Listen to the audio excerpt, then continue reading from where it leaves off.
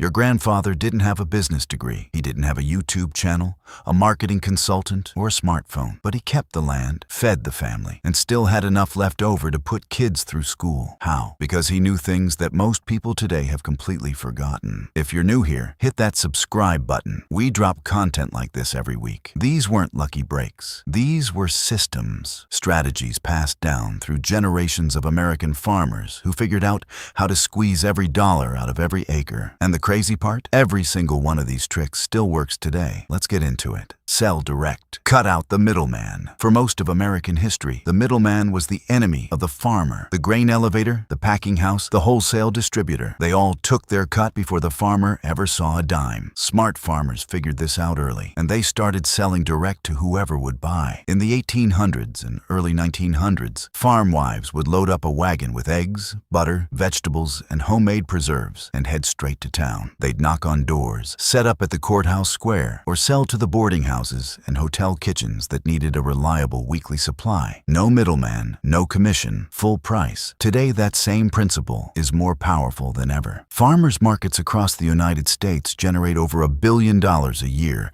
in direct sales. A pound of tomatoes that a grocery distributor might pay 40 cents for can sell for $2, $3, even $4 at a Saturday market in a mid-sized American city. The product is the same. The route to the customer is different, and that difference is everything. Community-supported agriculture, CSAs, take this even further. Customers pay up front at the beginning of the season for a weekly box of produce. The farmer gets cash before planting a single seed. The risk shifts, the relationship deepens, and the margin improves dramatically. This isn't nostalgia, it's strategy. Direct sales reduce your dependence on systems that weren't built to benefit you. Stack your acres with multiple income streams. Old-time American farmers almost never relied on a single crop. Walk through any prosperous family farm from the late 1800s, and you'd find hogs in one pen, chickens in another, a milk cow or two, a kitchen garden, a fruit orchard, and a cash crop field. Each one served a purpose. Together they created something the modern economy calls diversification. This wasn't accidental. It was survival engineering. If corn prices crashed, and they did often, the hogs could convert that corn into pork, which held value better. If the wheat got hit by rust, the egg money kept the lights on. If the vegetable garden produced a surplus, it went into jars and got sold or traded in town. The modern version of this is the diversified farm operation. A cattle rancher who also runs a hunting lease in the fall, a vegetable grower who also does agritourism on weekends, a dairy operation that makes artisan cheese and ships it online. Every one of these farmers is doing what their great-great-grandparents did, stacking income streams across the same piece of land. The land doesn't change. The number of ways you use it does. Lease what you don't use. American farmers have always understood that idle land is losing money. If you weren't farming a back 40, someone else could be, and they'd pay you for the privilege. Cash rent leasing has been a cornerstone of American agriculture for over a century. A landowner with more acreage than he could work would rent it to a neighbor who had the equipment and labor. Both sides won. The landowner generated income without breaking his back. The tenant expanded his operation without buying land he couldn't afford. This principle extends well beyond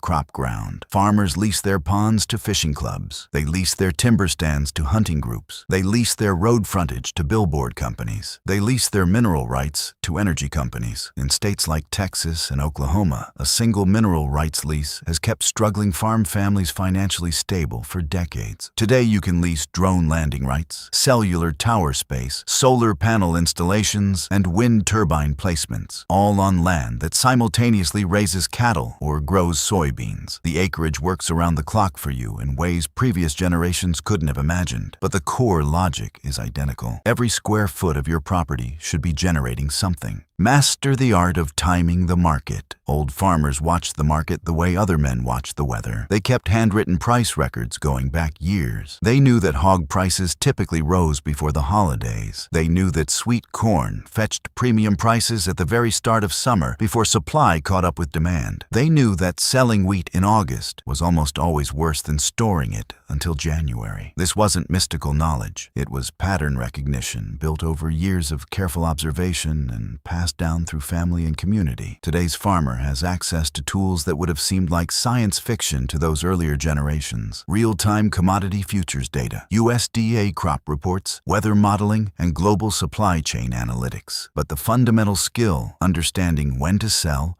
when to hold, and when to act, is still the same. A cattle producer who understands feeder-calf price cycles can buy at the right moment in the year and sell at the right moment and dramatically improve margins without changing a single thing about how he raises his cattle. A grain farmer who uses basic hedging strategies available through any commodity broker is doing a sophisticated version of what the old-timers did with their pencil and their price notebooks. The market rewards patience and timing. It always has. Turn waste into product. Nothing made a good farmer angrier than waste. And in agricultural operations, waste is everywhere if you're not paying attention. Old farmers figured out that almost every byproduct of their operation had some value, if they were creative enough to find it. Corn cobs got burned as fuel or ground into livestock feed supplement. Whey left over from butter making went to the pigs. Wood ash from the stove went on the garden as fertilizer. Old fence posts got repurposed into kindling, then into ash, then into compost. The cycle was relentless and deliberate. Today's version of this principle generates serious revenue. A cattle operation that bags and sells composted manure as premium garden fertilizer is turning a disposal problem into a retail product. A brewery that sends its spent grain to a nearby pig farm is feeding livestock for free and building a partnership that benefits both businesses. A vegetable farm that turns its culls and trimmings into value-added products like sauces, pickles, and fermented vegetables is capturing dollars that would otherwise go in the compost pile. The waste-to-product mindset is increasingly valuable in a world where consumers care about sustainability and zero-waste production. What your operation throws away might be someone else's premium purchase. Build a reputation that sells for you. Before there was branding, there was reputation. In small town and rural America, your name on a product was your entire marketing department. Farmers who consistently delivered quality-built reputations that took years to earn and outlasted any individual transaction. The egg lady who always had clean, fresh eggs with bright orange yolks didn't need to advertise. Word of mouth did it for her. The butcher who worked with a particular farm family because that family's hogs were always well-fed and properly finished didn't need a contract. Trust was the contract. This is why heritage breeds are making a comeback in American agriculture. Berkshire pork, Angus beef, and heirloom tomato varieties carry embedded reputation. They signal quality before the customer takes a single bite. Farmers who work with these breeds and varieties are borrowing from a tradition of quality signaling that goes back centuries. Online reviews, social media followings, and farm-to-table restaurant partnerships are modern mechanisms for the same ancient principle. People want to know where their food comes from and who grows it. The farmer with a face, a story, and a consistent track record of quality has an insurmountable advantage over anonymous commodity production. Cooperate to compete. Individual farmers competing against each other rarely win against large-scale industrial operations. American agricultural history is full of examples of what happens when small producers try to go it alone against consolidated buyers and processors. They get crushed. The farmers who figured this out early formed cooperatives. The cooperative movement in American agriculture dates back to the mid-1800s, and it fundamentally transformed what individual farm families could accomplish. By pooling their grain, their milk, their fruit, their purchasing power, and their political influence, small producers gained leverage they could never have achieved independently. Land O'Lakes, Ocean Spray, Organic Valley, Cabot, these are all farmer-owned cooperatives. They exist because farmers understood that cooperation wasn't charity or socialism. It was competitive strategy. Today, that same logic applies to marketing cooperatives, shared equipment arrangements, collective bargaining with distributors, and joint processing facilities. A group of small pig farmers who chip in together to build a USDA-inspected processing facility can access markets, restaurants, grocery stores, food service that are completely closed to them individually. The capital investment is shared. The opportunity is multiplied. Grow what the market is missing. The The fastest way to compete against large-scale agriculture is to grow something it can't or won't grow. Industrial farming optimizes for volume, consistency, and mechanical harvesting. That optimization creates enormous gaps in the market. Gaps that attentive small and mid-size farmers have always been able to fill. American farmers in the early 20th century who grew specialty crops, figs in California, tobacco in North Carolina, cranberries in Massachusetts, Vidalia onions in Georgia, built regional industries that still exist precisely because those crops required specific conditions and careful handling that couldn't be industrialized. The modern version of this is specialty and niche crop production. Microgreens, specialty mushrooms, culinary herbs, edible flowers, heirloom grains, and specialty peppers all command prices that commodity crops never will. A single acre of specialty mushrooms can generate more revenue than 50 acres of commodity soybeans. A small greenhouse operation growing culinary microgreens can supply multiple restaurants in a metro area with a product that has virtually no industrial competition because shelf life and freshness requirements make large-scale distribution impractical. Find the gap. Grow into it. Know your soil like your own hand. The great American farmers of the past were soil scientists long before that term existed. They knew which fields drained well and which ones held water. They knew where the organic matter was rich and where it was thin. They knew which corners of which fields produced bumper crops and which ones were fighting a losing battle against hardpan clay or sand. This knowledge shaped everything: what they planted, how they rotated, where they spread manure, which fields they improved, and which they put to grass. A farmer who understood his soil could get more out of 10 acres than his neighbor got out of 20. Soil testing has been available to American farmers for over a century, but it's remarkable how many operations still don't use it consistently. Today, precision soil mapping allows farmers to apply exactly the right inputs to exactly the right locations at exactly the right rates. Variable rate fertilizer application, guided by soil sample data and GPS mapping, eliminates the waste that comes from treating every square foot of a field identically when the soil clearly isn't identical. The old-timers knew this intuitively. Modern technology just gives you the numbers to back up what good farmers have always felt underfoot. Make processing your profit center. Raw commodities are worth the least. Processed products are worth the most. This is the oldest rule in agricultural economics, and the farmers who understood it earliest built the most durable wealth. The farmer who sold raw milk to a creamery made one price. The farmer who churned that milk into butter made more. The farmer who sold that butter under his own label at a local market made the most. The product didn't change. The level of processing did, and each additional step captured more of the final consumer dollar. This logic drove the growth of on-farm processing across American agricultural history. Country hams, apple cider, maple syrup, fruit preserves. Each of these products represents a farmer who understood that adding labor and craft to a raw ingredient meant capturing margin that would otherwise belong to someone else. Today, the options are even broader. Value-added agricultural products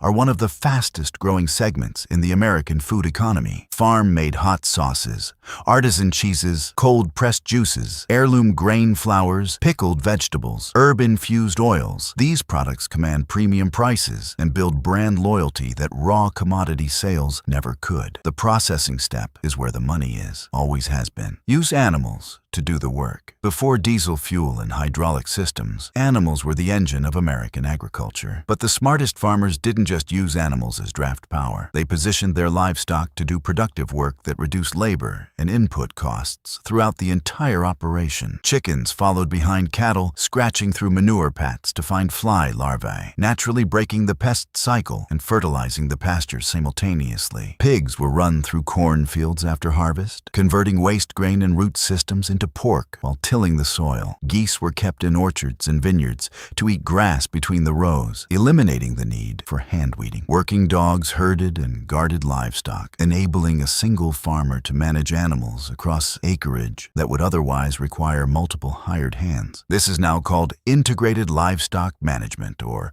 multi-species rotational grazing, and it's experiencing a renaissance in American agriculture. Farmers like Joel Salatin in Virginia Virginia, turned this ancient knowledge into a nationally recognized model. Chickens following cattle in a carefully managed rotation that builds soil, controls pests, and produces multiple revenue streams off the same land simultaneously. The animals aren't just product, they're infrastructure. Store it when prices are low, sell when prices rise. Grain storage is one of the oldest wealth-building tools in agricultural history. Joseph in the Bible stored grain during the good years and sold it during the famine. American farmers understood this principle viscerally because they lived through the price cycles that made storage the difference between profit and loss. A corn farmer in the Midwest who harvests in October when the elevators are full and prices are at their seasonal low, then sells in February or March when supplies have tightened, can pick up 30, 40, even 50 cents per bushel simply by having adequate on-farm storage. On a 1,000-bushel harvest, that's a meaningful improvement in gross revenue with zero additional inputs. On-farm grain bins became one of the most important capital investments a Midwest grain farmer could make throughout the 20th century. They still are. The farmer who can store his own grain controls when he sells. The farmer who has to sell immediately at harvest is always at the mercy of seasonal price suppression. The same logic applies beyond grain. Beef cattle sold as finished animals in December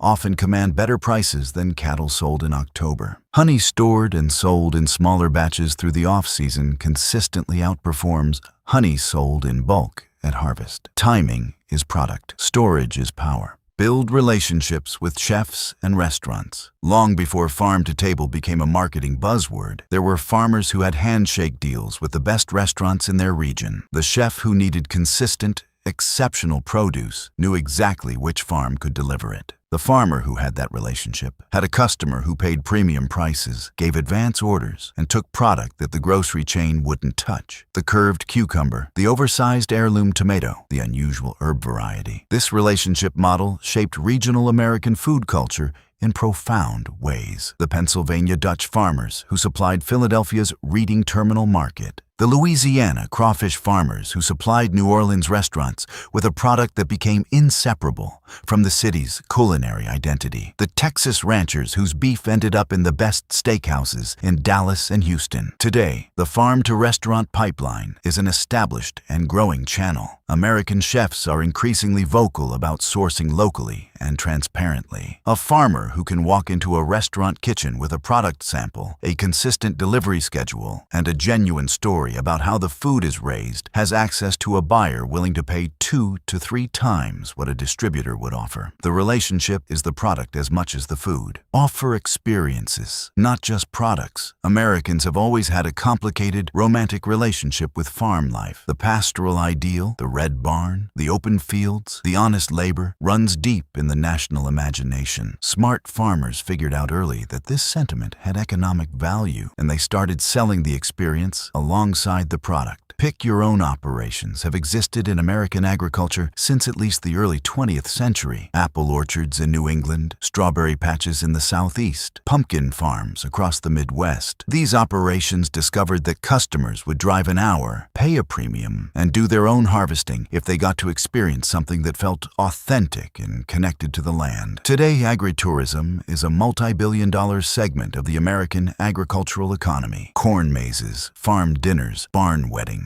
agricultural camps for children, glamping operations, craft brewery and winery experiences built around farming narratives. These are all evolutions of the same fundamental insight. People will pay significantly more for an experience than for a product alone. The farm that runs a pumpkin festival in October might generate more revenue in 6 weekends than it does from its commodity operations the rest of the year. That's not a compromise of farming identity. That's farming intelligence.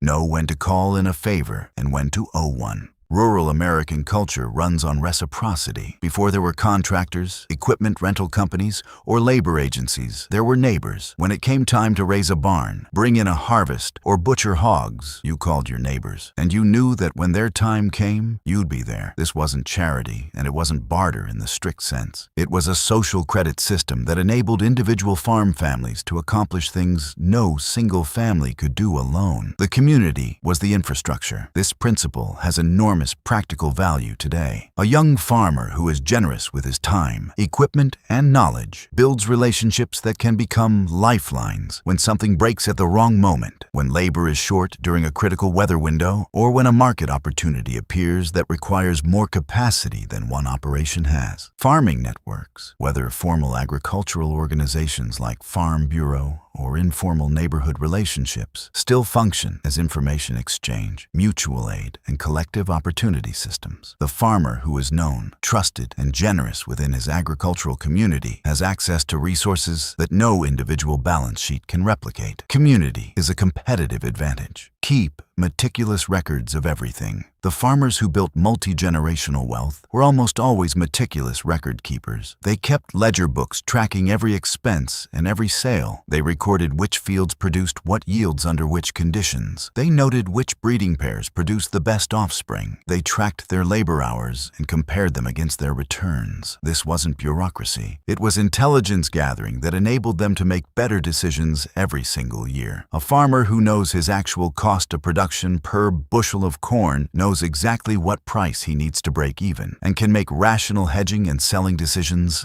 accordingly. A cattle producer who tracks average daily gain by pasture and by genetics can identify which animals and which practices are actually profitable. American agricultural universities have been teaching farm record keeping since the land grant system was established in the 1860s. The farmers who paid attention built wealth. The ones who farmed by feel and hoped for the best rarely did. Today, farm management software makes this easier than ever. Production records, financial statements, soil data, equipment maintenance logs, all of it can be integrated and analyzed in ways that give modern farm operators a level of decision-making insight that their grandparents would have envied. The discipline of keeping records is the same. The tools are dramatically better. Plant for the season before the season. The farmers who consistently outperformed their neighbors weren't necessarily the ones with the best land or the most equipment. They were often the ones who were the most disciplined about planning ahead. They had their seed ordered before winter. Their equipment was maintained and ready before the ground thawed. Their marketing plan was in place before the crop was planted. This advanced planning mindset shows up repeatedly in accounts of successful American farm operations throughout history. The orchardist who pruned correctly in February was ahead of his neighbors come July. The cattleman who had his hay supply secured before drought hit was selling cattle at full weight while his neighbors were selling early at a loss. In modern terms, this is called enterprise budgeting and forward contracting. A farmer who has forward sold 30% of his expected corn crop at a profitable price before he puts the seed in the ground has removed a significant portion of his price risk. A vegetable grower who has pre-sold his season's production through a CSA subscription model before he plants has converted uncertain future revenue into current certain revenue. Planning ahead is not cautious timidity. In agriculture, it is the most aggressive competitive move available. Use cover crops as a cash and soil strategy. American farmers of the 19th and early 20th centuries used cover crops, rye, clover, vetch, turnips, as a standard part of their rotation long before the term regenerative agriculture existed. They understood from experience what soil scientists would later confirm: bare ground is dying ground. Keeping something growing in the off-season protected the soil, added organic matter, fixed nitrogen, and suppressed weeds. Some of those cover crops were also cash crops. Winter rye could be grazed by sheep in early spring, providing both a soil management function and a livestock feed benefit simultaneously. Clover fixed nitrogen from the air into the soil and also produced honey for the farm's beehives. White turnips and radishes could be grazed by hogs or cattle, effectively turning a soil improvement practice into a livestock feeding strategy. Today, cover crops are experiencing a massive resurgence in American agriculture, and the reasons go beyond soil health. USDA cost share programs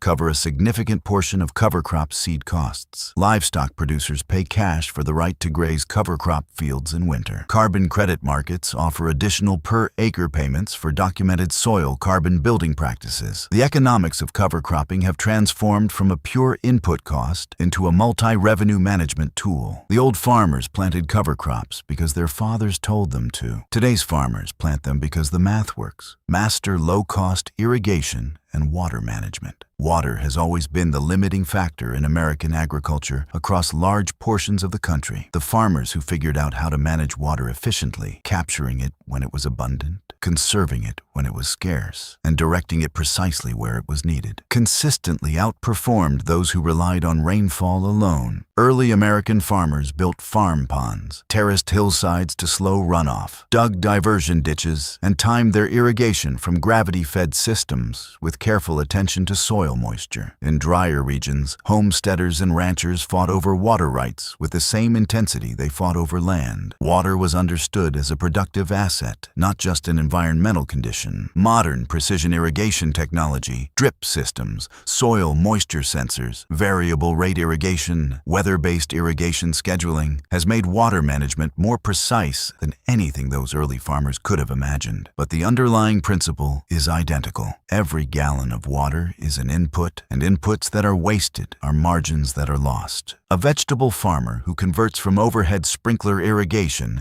to drip irrigation can reduce water use by 40 to 60% while simultaneously improving yields and reducing disease pressure from wet foliage. The capital investment pays back quickly in reduced pumping costs, lower fertilizer waste through fertigation, and improved crop quality. Water management isn't just environmental stewardship, it's profitability. Sell the story as much as the product. Americans have always responded to a good farming story, the pioneer narrative, the family homestead, the generational connection to the land. These themes resonate in the American cultural imagination in ways that no marketing agency could manufacture artificially. Farmers who understood this have been using it commercially for generations. The roadside stand with a hand-painted sign and a family photograph sells more peaches than the identical peaches at the grocery store. The Heirloom Seed Company, with a catalog full of origin stories and heritage photographs, sells premium seeds to gardeners who have an emotional connection to agricultural continuity. The bourbon distillery that traces its grain supply to a single-named family farm sells bottles at a premium that at pure product quality alone wouldn't justify. Today, this storytelling imperative has migrated to social media, and the farmers using it effectively are building audiences that translate directly into sales. A cattle rancher with a strong Instagram presence who shows daily life on the ranch, documents his land stewardship practices, and introduces his customers to the animals before they become beef, is building brand loyalty that no grocery store label could create. The story is not separate from the product. For American consumers who have grown increasingly distant from the food system, the story is often the primary reason they buy. Leverage government programs without becoming dependent on them.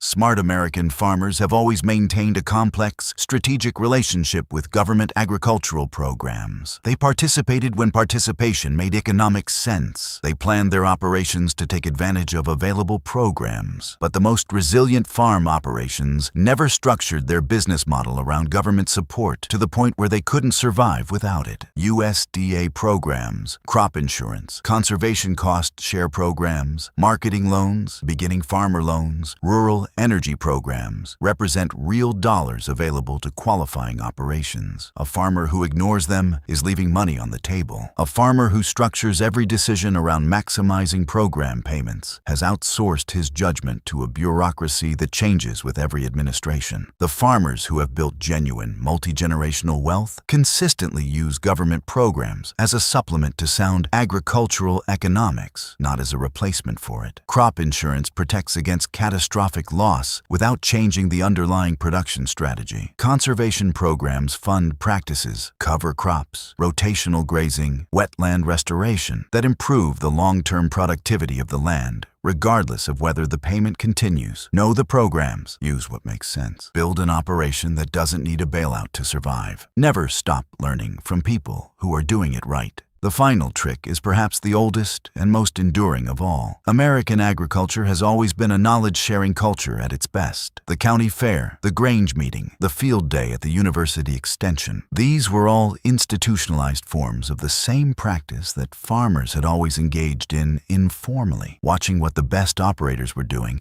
and figuring out how to apply it. The farmer who visited his most successful neighbor with genuine curiosity, asked good questions, and came home with ideas he could test on his own operation had a built-in improvement mechanism that compounded over time. The farmer who assumed he already knew everything he needed to know was already falling behind. Today, the learning resources available to American farm operators are staggering. University Extension Services offer free technical assistance in every state. SAR, the Sustainable Agriculture Research and Education Program, has funded and published thousands of farmer-led research projects across every agricultural system and region. Farm conferences, online communities, YouTube channels, agricultural podcasts, and direct access to leading researchers through social media have democratized agricultural knowledge in ways that previous generations couldn't have accessed. The farmers who will build wealth over the next generation are the ones who stay hungry for better practices, better markets, better tools, and better ideas. Curiosity is the most valuable crop any American farmer can grow.